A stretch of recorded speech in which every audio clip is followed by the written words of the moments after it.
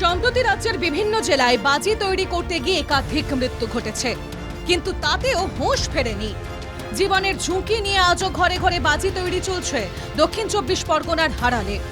27 December হারালে বাজি তৈরি করতে গিয়ে বিস্ফোরণে দুজনের মৃত্যু হয়েছে, কিন্তু তারপরেও থামেনি বাজি তৈরির কাজ। সংসার চালাতেই প্রাণের ঝুঁকি নিয়ে লুকিয়ে চুরিয়ে চলছে বাজি তৈরি। স্থানীয় বাজি ব্যবসায়ীদের অভিযোগ, সরকার কোনো সহযোগিতা করছে না, বরং প্রশাসনের একাংশের মদতেই অবৈধ বাজি ব্যবসা চলছে। সরকারের হাত ধরে, সরকারের জিএসটি দিয়ে, সরকারের প্রাধান্য মেনে, সরকারের গ্রিন বাজি মেনে, সরকারের ক্লাস্টার মধ্যে যেতে চায়, সেখানে তো কোনো সহযোগিতা করছে না সরকারি লোকেরা। সরকারি লোকেরা শুধু মিথ্যা প্রতিশ্রুতি দিয়ে যাচ্ছে বছরের পর বছর, কোনো জিনিস তো আগায় না। 27 ডিসেম্বর হারালে বাজি তৈরি করতে গিয়ে বিস্ফোরণে মৃত্যু হয়েছে শঙ্করী সর্দারের। মৃত্যুর পর বিভিন্ন জায়গা থেকে সাহায্যের অনেক প্রতিশ্রুতি এসেছিল, কিন্তু আদতে কিছুই মেলেনি। অভিযোগ মৃত শঙ্করীর বৌমার। হ্যাঁ, অনেকেই বলেছিলেন অনেক কিছু সাহায্য করব, কিন্তু কেউ কিছু করেনি। একমাত্র এসএসএন ঘর থেকেই একটু সাহায্য করেছে, এছাড়া আদার্স কেউ কিছু করেনি। না, সরকার থেকেও আপাতত এখনো কোনো সাহায্য আমরা পাইনি।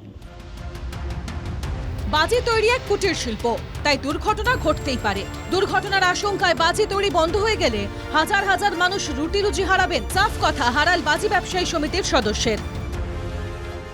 সরকারের ট্রেন, সেই ট্রেন দুর্ঘটনায় হাজার হাজার মানুষ মারা যাচ্ছে। আজ কুম্ভ মেলায় দেবতার জায়গা, দেবত্ব স্থান, সেখানে হাজার হাজার মানুষ মরে যাচ্ছে। তাহলে সরকার কি জবাব দেবে? এটা তো ক্ষুদ্র শিল্পে তো কয়েক হাজার মানুষ জড়িত। মানুষের রুটি রুজির কথা ভেবে সরকার এগিয়ে এলে নিরাপদেই বাজি তৈরি সম্ভব বলছেন বাজি ব্যবসায়ীরা। এই যে ওই ব্যবসার সঙ্গে অন্তত কয়েক লক্ষ লোক সব জড়িত রয়েছে, সবাই তো বেকার হয়ে রয়েছে, বন্ধ, সব জায়গায় বন্ধ হয়ে রয়েছে। তাহলে আমরা কিভাবে চলবো? সরকারের তরফ থেকে ক্লাস্টারটা করলেই তো সব মিটে যাবে, সব বৈধভাবে চলবে। এত দুর্ঘটনা, জিএসটি পাবে, সরকারের ইনকাম বাড়বে।